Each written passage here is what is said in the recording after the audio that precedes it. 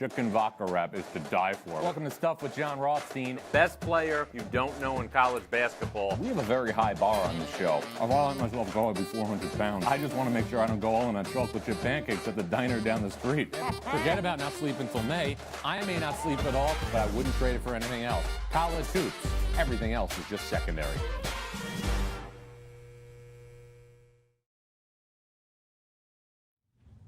Who's ready to nosh? Welcome to Stuff with Jon Rothstein. I'm so excited. I woke up today and I couldn't stop smiling. We've got an action-packed show for you today, as always, covering all the biggest topics in college basketball and some food along the way as well. Smell those wings.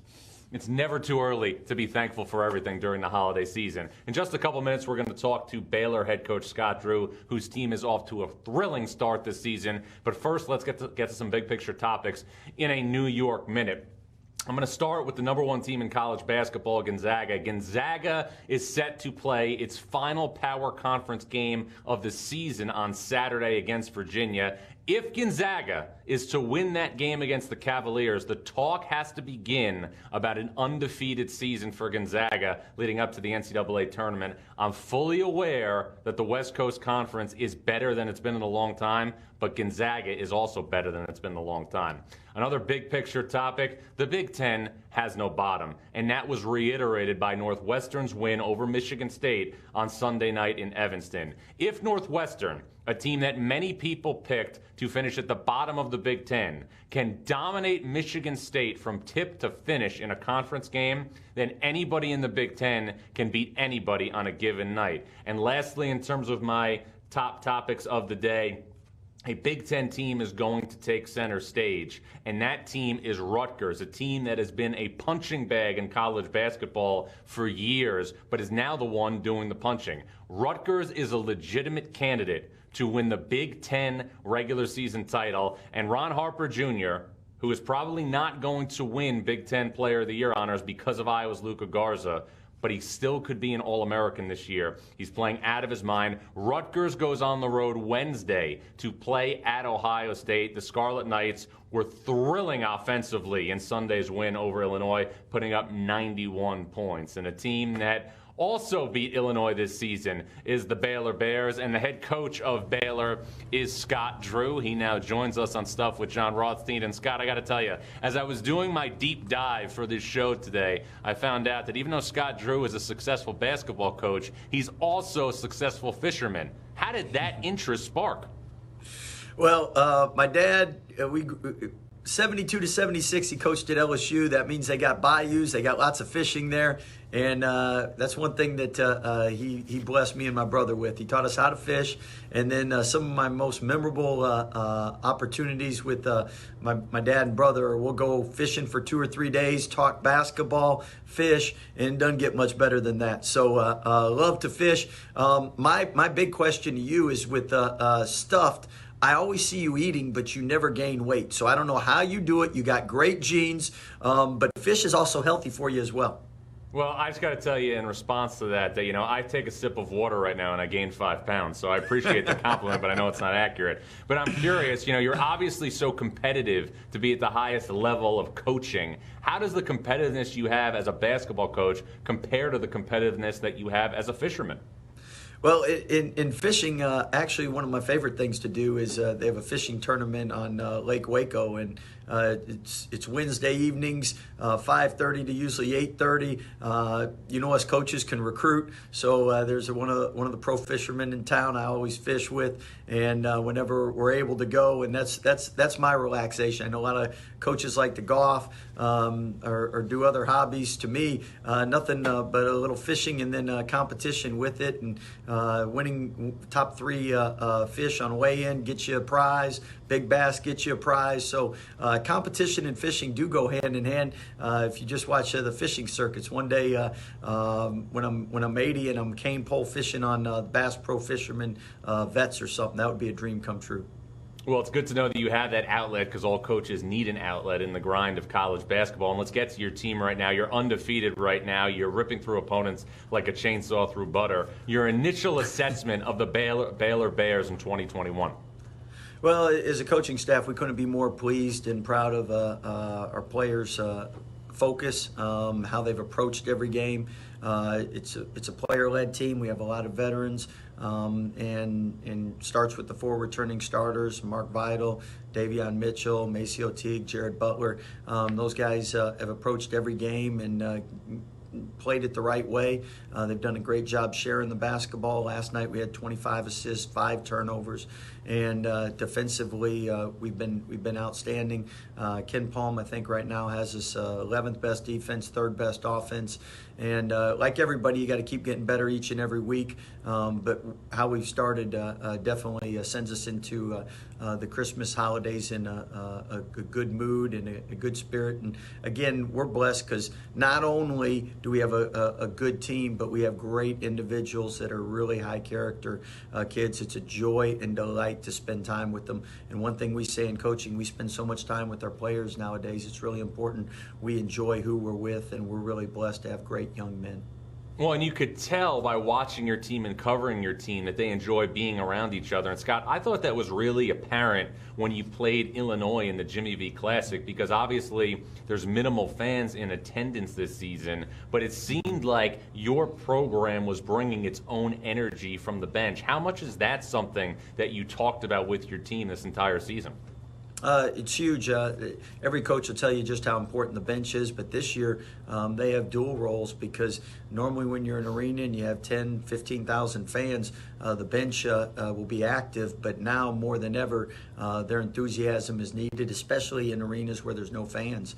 And we played in several of those, and in the Big 12, most have 10% or 25%, and whoever gets energy from the bench this year besides production probably has a better chance to be successful night in, night out. And our bench has been phenomenal, and again, really blessed top to bottom to have great individuals part of our team. And you're going to need that energy, obviously, moving forward this challenging season. And you've already had to deal with COVID-19 personally. You were out and missed a couple of games. What has it been like as a head coach and the steward of a program as one of the top teams in the country to deal with COVID-19 in the middle of a college basketball season? Well, I know we're always stressed out about something as coaches and worrying about something, but each and every negative test that you get back is probably the most intense moment of the day. And when you find out you're able to play, then worried about the other team being able to play. And then once you know you're both able to play and the ball is tipped, that's we got to count those as blessings, because each and every night you don't know if you'll have that opportunity. At the same time, the resilience of our young people. I mean, we've had games like Gonzaga just right before we had shoot around in the morning. We're getting ready to leave, and that game gets canceled. And I know how excited our guys were to play, but just how they're able to regroup, refocus, and again, they know young people's resilience a lot of times is better than us older people. So marvel at that, and they're just excited to have an opportunity to play. We practiced since July. Last year, the season got cut short. I know our players each and every night, one of the easiest things I have to do is there's no motivational talk necessary. They are excited to play. Well, you mentioned a couple of times, obviously, all the things that coaches have to deal with and make them wound tight on a regular basis. Because of what we're dealing with now in society, and because the NCAA tournament was cut short last year, do you think that coaches and people in your profession have a greater appreciation for just coaching a team and enjoying the process more, maybe so much more than focusing on the end result? No question. Anytime you take time away or something's taken away, things that you've taken for granted. Before it was just figuring out ways to win games. Now it's hopefully having the opportunity to play the game. And again, it's not ideal this year, but our young people are so excited to be able to play games and have a chance to do what they love to do. And they've sacrificed so much. I mean, coaches will tell you that when you get to college, you're always worried about the social life and different things like that. I mean, there's guys that have broken up with girlfriends just because they want to make sure they can stay isolated and be able to not test positive and put their team or themselves in harm's way. And I mean, it's basically the gym, class or online and in the apartment or dorm or where they're living. And that's tough to do for 6 months. I know our guys are really excited to get home for Christmas, and I know that's a risk, but as coaches, I mean, when you see your guys excited to go home like this, definitely worth the risk. And I know they'll do their part in staying safe as they can, but at the same time, I know they're really excited to see their families. Well, and I'm sure you're excited to see your team every day when you go to practice, especially your perimeter. You've had a lot of talented perimeters during your tenure at Baylor. Does this group of perimeter players have a chance to go down as the best perimeter to play for Scott Drew at Baylor?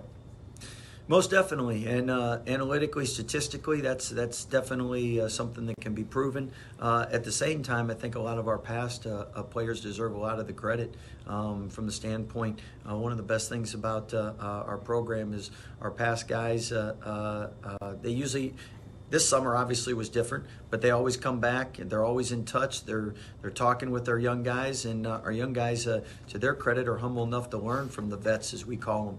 And so our past players, their fingerprints are all over this program, and they do a great job keeping the young guys humble and hungry, and at the same time educating them. So nothing makes you more proud than guys in the NBA don't have to sacrifice as much. Sometimes the guys overseas, they're staying up till 3 to 5 in the morning to watch our games and then texting afterwards. It's pretty impressive just how committed they are. Well, staying humble and staying hungry is something that, you're going to have to do as you prepare for playing the Big 12. I know you're excited about spending time with your family and getting going during the holiday season, but as you look right now at the Big 12, which is always one of the toughest conferences in college basketball, you see a slew of other teams in addition to Baylor at the top. Your initial impressions of the league that you're going to coach in a couple of weeks? Well, thanks for bringing it up, because I was going to have a good Christmas till now, so thank you. I got to worry about that all Christmas. But once again, when you're a competitor, you want to play against the best. You want to be in the best league, and statistically, 6 out of 7 years, the Big 12, top to bottom, is ranked in the #1 conference. And you look at this year. I mean, the last I checked, 5 of the 12 teams, or excuse me, 5 of the top 12 defensive teams are in the Big 12. I mean, you think about it, 357 schools and 5 Big 12 teams in the top 12 defensively. So great coaches, great programs, great players, night in, night out. I know you talked about the Big 10 not having a bottom, and that's been definitely the secret to the Big 12 success. Year in and year out, there is no easy game in the Big 12, and this year it is different being in arenas that are 10% full. Yeah. And definitely for us, we have a little advantage because we got 25%. Yeah. But when you play a Big 12 game, usually it's a 1 or 2 possession game, and you pray that you execute right, and you hit free throws, and you have great guard play, because usually they're handling the ball late in the game, and we're blessed to have a lot of that. Well, and you're going to have better guard play than most teams, and we've touched on your perimeter already. But the interesting thing to me when I look at your roster and your program, especially when you talk about your guards, is that so many of these players, Maceo Teague, Davion Mitchell, Adam Flagler, have all redshirted and used that season to refine their games. How big was that year in terms of their overall development?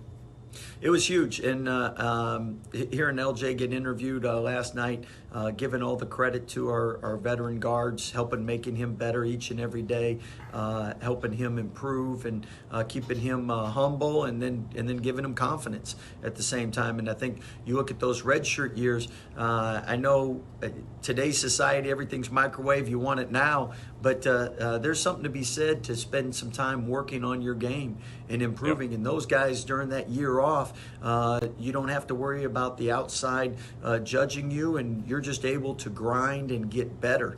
And that's what these guys have been able to do. And twofold: one, they get better going against the guards that we have. Iron sharpens iron.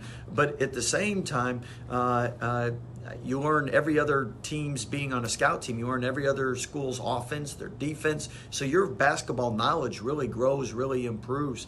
And again, the secret to our success has been it's a player-led thing, and our upperclassmen do a great job instilling our culture. And those guys sitting out are big responsibility for why our teams are prepared to play each and every night.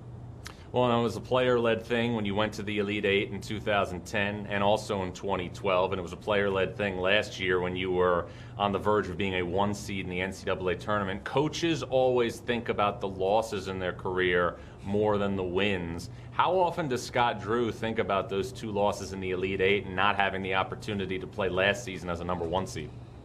Well, the one versus Duke sticks in this is a little harder to get over from the standpoint. That one was definitely a winnable game, and you had 43,000 Baylor fans in the Reliance Arena going crazy, and unfortunately we weren't able to pull that one out. And Duke won the national championship that year, so that one was something that definitely sticks with me. The Kentucky one was a little easier to get over. I think we had 5 or 6 pros on our team.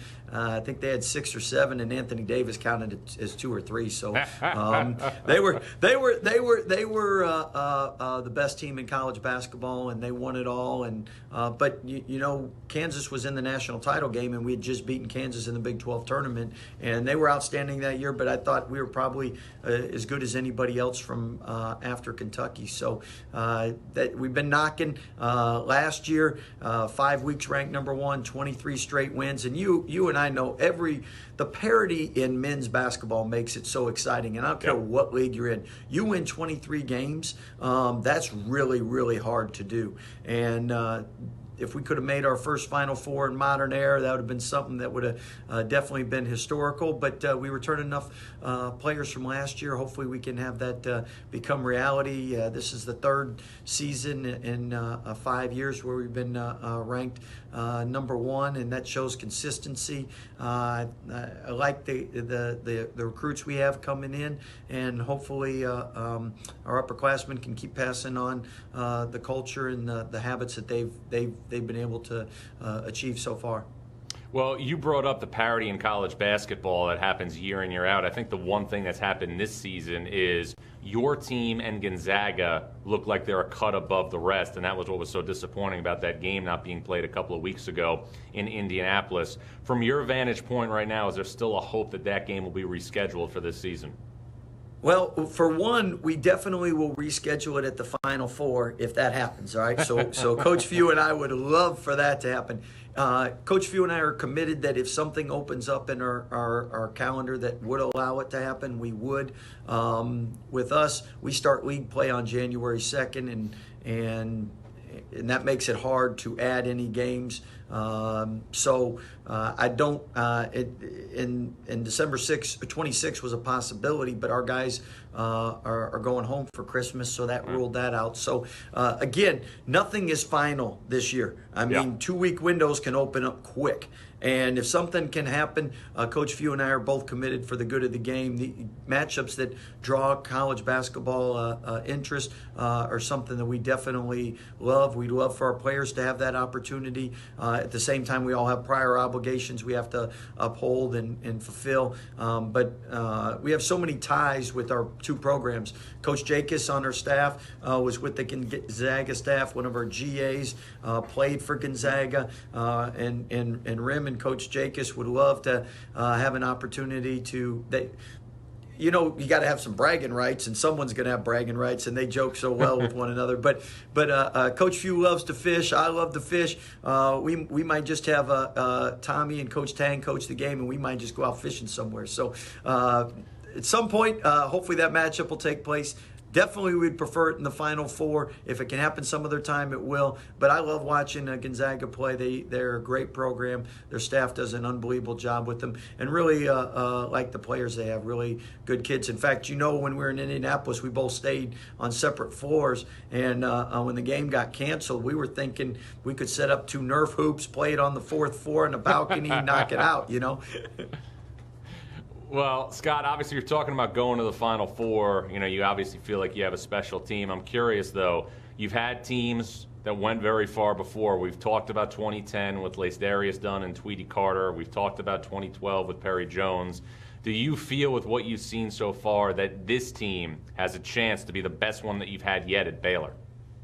Well, most definitely. Last year, I think that was proven with the consistency. This year, what they've done so far, again, only time will tell. But parity again, there's probably 20 schools, maybe more, that have a chance to make a Final Four, maybe 30 or 40. I mean, some years it's the play-in team that makes it to the Final Four. So you have to have some luck and some breaks go your way. With us, as coaches, it's just fun to have a team where you have that opportunity.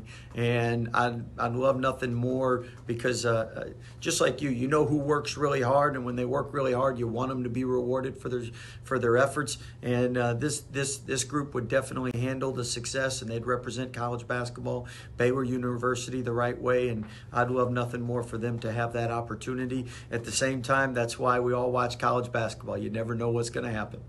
Well, final thing, Scott. As you know, food is a big part of my life. It's a big part of the show. As you can see, the wings in front of me. If Scott Drew had to have just one meal, where would it be? What would it be?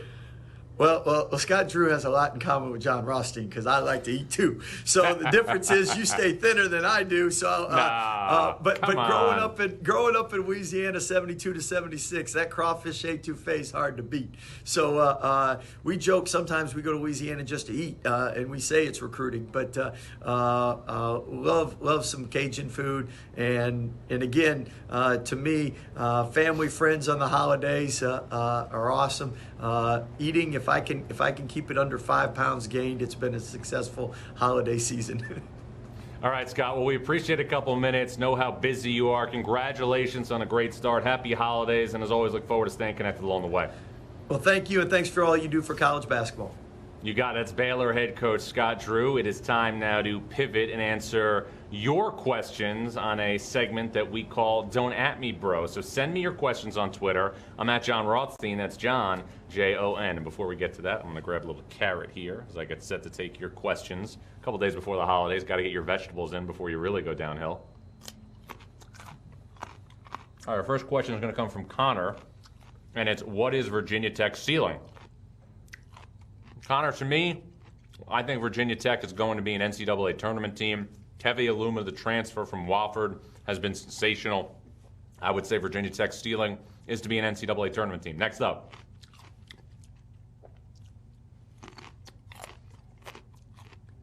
This is from the Rory, and it's John. How many bids? I'm chewing, hold on. Does the A-10 get into the NCAA tournament? Richmond and St. Louis, to me, I never want to say they're locks because anything can happen, but they've separated from the pack. I like St. Bonaventure. I like Duquesne. VCU has had a lot of big wins. I just think right now the Atlantic 10 as a conference needs to change its perception. What I mean by that is the Atlantic 10 is not a mid-major league. It should not be referred to as such. It's not a high major league either. But this league needs more respect, and it needs to be viewed differently from a national perspective. I think the Atlantic 10 will get at least 3 teams in the NCAA tournament. Next up. This is from Kobe. John, how does Michigan State's loss to Northwestern affect their chances of getting a 2 seed to the Big Dance? It is December 22nd. Can we hold off on talking about the Big Dance until at least we get through Christmas? Right now, I don't even know what I'm going to dessert on Christmas Eve yet. You can't talk about the NCAA tournament. There's many things ahead of that. Next question is from Connor Powell again. Does the Big Ten have more teams that can make the Elite Eight than that couldn't? That's a little bit too early to tell. I think the Big Ten is clearly the best league in college basketball. I think we need to wait and see just how good some of these teams are. Michigan hasn't played away from home. All right, Michigan's only really game right now that they were tested was the Penn State game. They're going to play at Nebraska on Christmas. We need to see more from these teams. The schedules are imbalanced this year because of COVID, and that's one of the things I was just looking at with the Atlantic 10. St. Bonaventure's only played a couple of games. Duquesne's only played a couple of games because of COVID. It's a different type of year. Next up. Thoughts on Pitt so far? This question's from Brock. Where do you see them finishing the ACC? Are they a tournament team come March? Look, the win for Pitt against Northwestern was significant in the ACC Big Ten Challenge. Justin Champagne's playing out of his mind. They've got a really good three-headed monster with Justin Champagne, Audice Toney, and Xavier Johnson. I'm curious to see how they do tonight at home against Louisville. Jeff Capel is not coaching, tested positive for COVID-19. Louisville is a little banged up. Curious to see how Pitt responds tonight at home.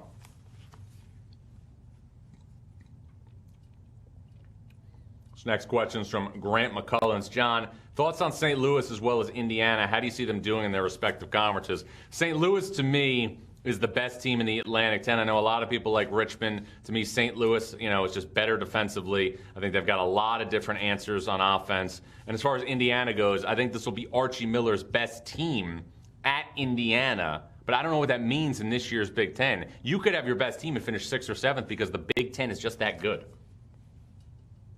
Next up. This is from Gabe, and it's, are there any teams right now who look like the clear title favorites? Is it too early to tell? We just talked about this, Gabe. It's Gonzaga and Baylor, and then there's a little bit of a drop-off. And this is one thing that I really think, is going to be a storyline from now all the way to Selection Sunday. You look at Gonzaga and Baylor, and they're two teams. Gonzaga is obviously closer to a blue blood than being obviously an outlier. But they're two teams, okay, that haven't been synonymous with winning national championships. You look at the blue bloods, with the exception of Villanova, that have won multiple championships in college basketball this year. Kansas, Kentucky, Duke, North Carolina, UCLA, they all have holes. They all have major holes. And I think when you look at the landscape this year of college basketball, other teams coming to the forefront, like Rutgers, like Iowa, like Illinois, it could be the year of the outlier in the sport. That's something to take in consideration. Another thing to take in consideration, these wings. Can't be around wings too much without taking a sample.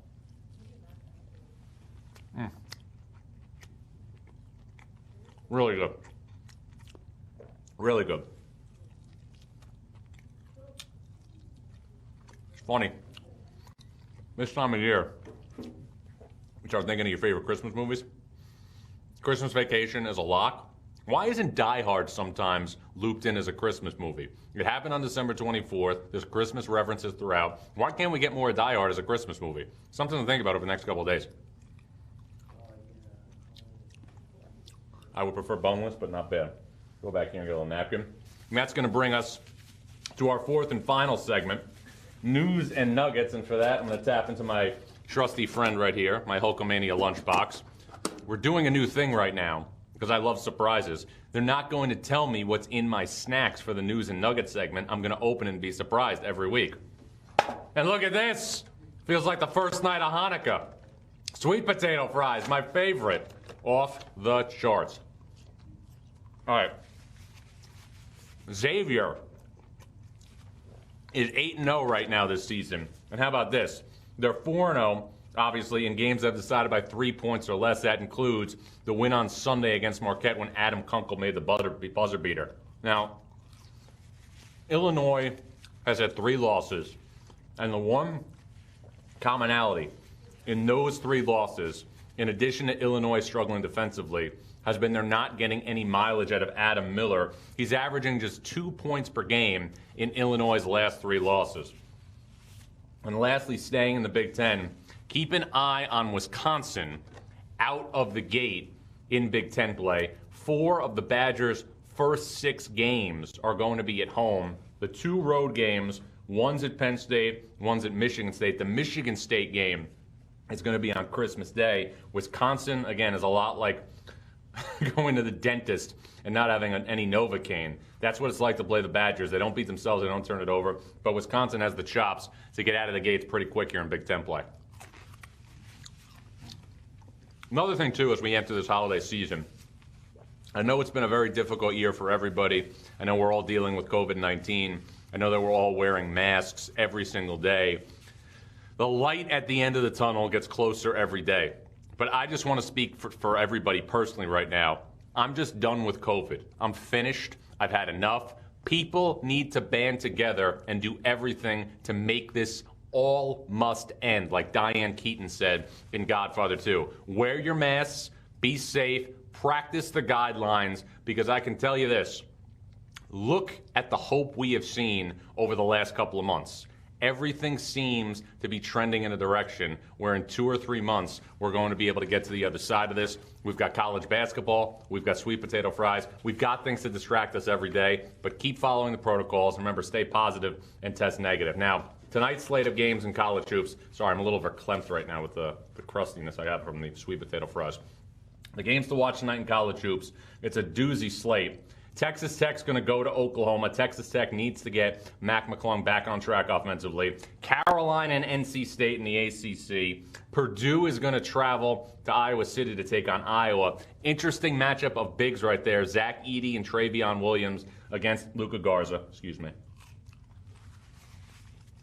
West Virginia is going to go to Fog Allen Fieldhouse and play Kansas. West Virginia is 0-8 at Fog Allen Fieldhouse since joining the Big 12. If there's ever a year for the Mountaineers to win at the Fog, it's this year. And then lastly, a good game on the West Coast, San Diego State against St. Mary's. St. Mary's 8-1 this season, despite not returning a double-figure score. Randy Bennett, in a lot of ways, it's like John Malkovich in the line of fire. Very underrated. Want to thank Scott Drew from Baylor for joining us here on Stuffed with Jon Rothstein. We'll be back next week. Same bat time, same bat channel. Remember, stay positive, test negative, and in the airport of life, college basketball is the Delta Sky Club.